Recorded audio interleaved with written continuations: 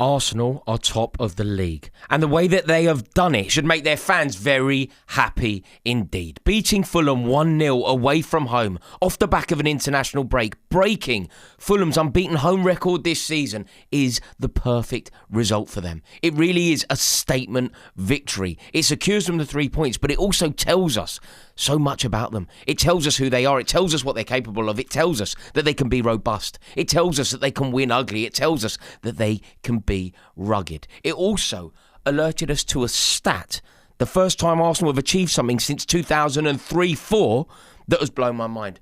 And I'm going to talk about that when I come on to talk about Arsenal's resoluteness at the back. But for now, let's focus on the result. And more crucially than the result, the way that the result was secured. It was perfect for Arsenal fans.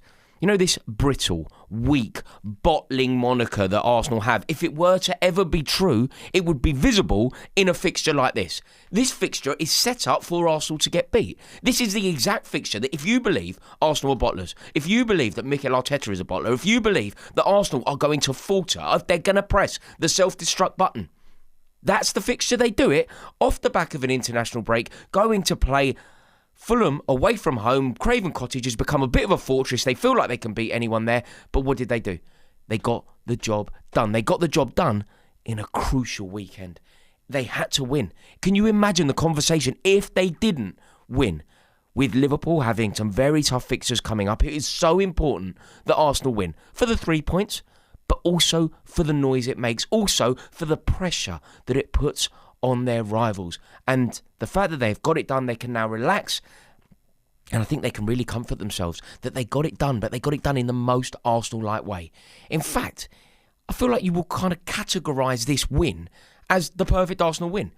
Resolute, miserly, stingy at the back, winning 1-0 via a set piece. When that song was born in Paris in 94, I think Ian Wright scored for Arsenal in Paris in 1994-95, I think, when they were on their way to winning. Whenever they beat Parma that year, they beat Paris Saint-Germain in the semi-final. The Pet Shop Boys 1-0 to the Arsenal was the song that was going round. That was played in the stadium, and then what happens? Arsenal fans sing that constantly. Under George Graham, 1-0 to the Arsenal became who they are, and they were very successful in that period.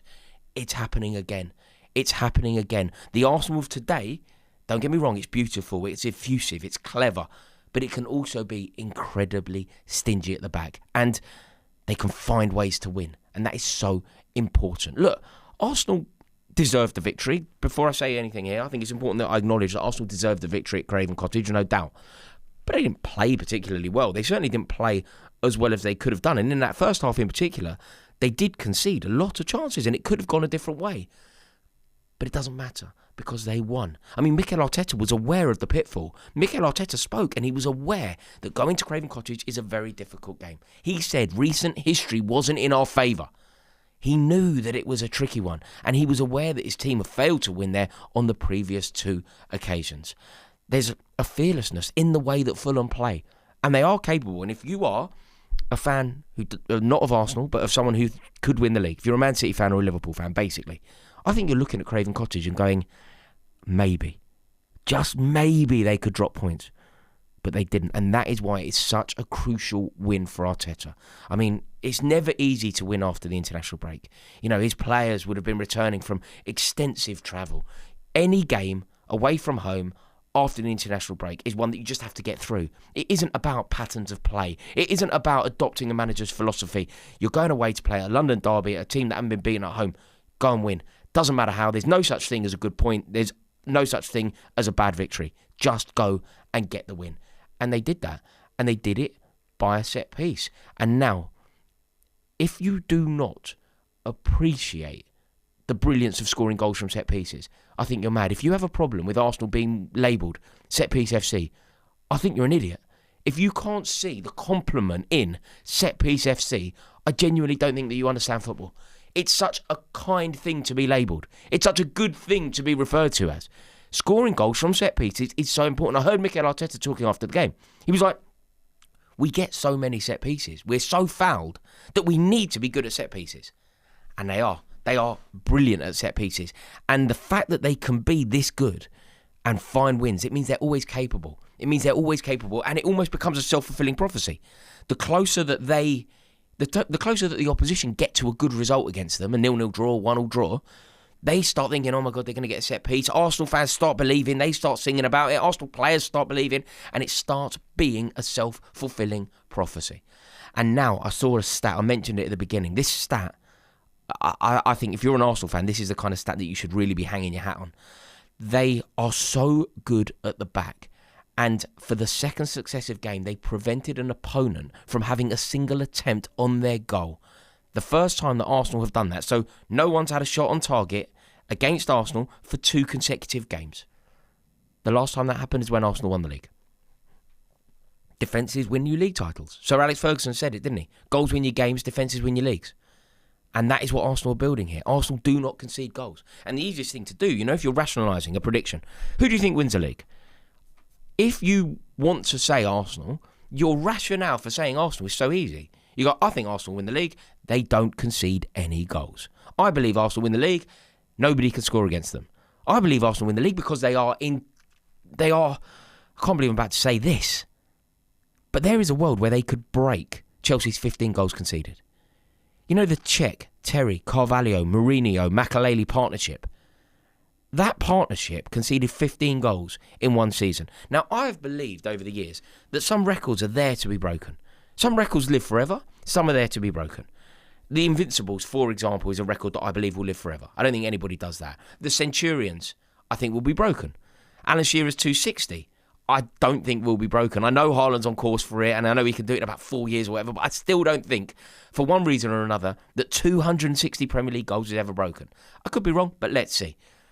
I always believed that Chelsea conceding only 15 goals would never, ever be touched. Ever. By anyone. You think about some of the brilliant teams that have won the league since 2005. They haven't really got close to it. Suddenly, I am believing that Arsenal are at least capable of doing it. They are on course to equal it. When we conceded 15, we conceded 3 goals after 8 games. Arsenal, this season, have conceded 3 goals after 8 games. Now, look, there's a long way to go. And the likelihood is that Arsenal do not break it. But the fact that we're even discussing it, the fact that we are even talking about David Raya, Gabriel, Saliba, and then I suppose we have to talk about Zubimendi, Declan Rice, the brilliance of Timber, keeping Ben White out of the team, this Calafiori. I mean, I thought Lewis Skelly was nailed on for England. He can't even get in the Arsenal team. And yet I still think he's nailed on for England. It's crazy how good their backline is. And when you have a backline and a foundation like that, you can basically build anything. I'm concerned. I am concerned that Arsenal are actually going to do it because they are the recipe to winning leagues. Scoring goals from set pieces, scoring goals. They're fairly fluid scorers. Not conceding. No team has scored more goals from corners this season than Arsenal, and they scored 63 set pieces since 2001, 2002. 2021, 2022. They are miles away. 63 goals. 63 goals in 3 years from set pieces. They are completely different compared to anyone else. So it's very impressive from Arsenal. And I think that we are now seeing a side to them that I didn't necessarily expect to see. And I think that a lot of people are going to be shocked because if you believe that Arsenal are bottlers, if you use that terminology, if you like to suggest that there is an underbelly that is quite vulnerable, we're not seeing it. We're not seeing that at the moment. And we have seen opportunities for it. Arsenal now have some very winnable fixtures. They have some very good fixtures. And when you look at it, you kind of expect them to get the 3 points. Look, is there a concern here? If you're an Arsenal fan, what do you think about this? Gyökeres. Are you worried about Gyökeres? Gyökeres was ultimately brought in to take you from nearly meant to the league title. It's very easy to say that it doesn't matter that he's not scoring because you're winning games. It's very easy to almost gloss over the fact that he's not scoring. But it is a worry, isn't it? He's gone 7 games without a goal. It's 9 games without a goal if you include the 2 that he played for Sweden in the international break. 9 games without a goal for a £65 million centre-forward who was brought in off the back of being the most prolific striker in European football. Is there a concern? Are you worried? Do you feel like ultimately that could be the stumbling block? Also, I was very surprised to see Eze subbed.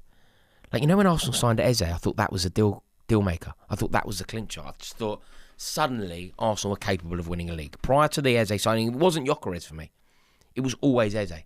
Eze, that craft, that ingenuity, such a clever footballer, such a beautiful footballer, the way he glides with the ball, what he did for Palace, what he did to Chelsea on the opening day of the season, like just a class act. Hasn't quite gone his way. Slightly underwhelming, maybe.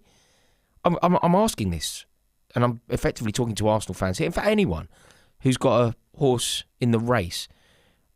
Is this a potential vulnerability? If you're an Arsenal fan, educate me, tell me. If you're a Liverpool fan looking at Eze not scoring, Gyökeres not scoring, are you seeing that as a vulnerability? Like, if you believe that City win the league, if you believe that Liverpool win the league, why? Are you basing it on the lack of goals? Because I can't really see what the rest of the vulnerability is. Because for me, they just look so capable of doing it. I'm not ready to say that they're my favourites for the league. I still believe Liverpool will do it. The glory in that Liverpool team, I just think it has to come good. But from an Arsenal perspective, man, winning games when your players and performances aren't at top level is exactly what champions do. I'm extending Arsenal the same courtesy that I extended Liverpool. When Liverpool were winning games in the last couple of minutes at the beginning of the season, I kept saying, this is what winners do. This is what champions do. And now Arsenal are demonstrating those similar properties. Winning games when perhaps you're under and below par. Winning games when you're not at your best. Winning games when it's not going your way. Winning games in arduous circumstances. Snatching 3 points from the jaws of one. It's exactly what you're meant to do. And it's something that we've questioned and criticised Arsenal for in recent years. So now they've equalised that. Now they've found a way to end that conversation. I think that we have to give them the praise. You know, they play Crystal Palace next at home. It would be a real statement to beat Glazer's team. Like, I think Glasner's brilliant. Like, I really do. I think he's a brilliant manager, top-class manager. And if they can beat them, and I sort of expect them to. In fact, I don't even sort of expect them to. I expect them to. They will. I mean, that would be such a big result. And then I think they play the likes of Sunderland, the likes of Burnley, all the while. That's going on when Liverpool play Man City. Like, they could open up a chasm here. How Arsenal will cope with that chasm is going to be very interesting. Arsenal hearing hooves. Arsenal hearing City behind them. It's going to be a different race to run. I almost feel like it's easier to be the challenger rather than the pace setter. But you can kind of have the conversation around that as well. I mean, look, there are less and less easy games in the Premier League every season. So sometimes you just have to get through them.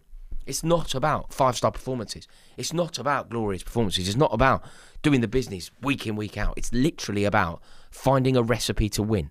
They've got a European game coming up, a tough European game. They've got Fulham out of the way now, a ground that has been very tough for them over recent years. So I'm looking at the Arsenal victory at Craven Cottage, and I'm basically saying that is a perfect result. Perfect way to win. On some level, I think it's better than winning 5-0. Because you can't play that effervescent football every week. But you can grind 1-0 wins, scoring from a set piece and keeping a clean sheet. Ask George Graham or any Arsenal fan that was there in '89. Amazing. Amazing from them. I'm starting to be worried. My God, I need Liverpool to win today. My God. Haaland better keep scoring as well. Let me know your thoughts. As always, really interested to hear what you have to say. Are you having a lovely Sunday morning? If you've enjoyed this video, please do me a massive favour. Will you give it a like, give it some hype points, and please do click subscribe. And I look forward to seeing you all in a little bit. Ta-da.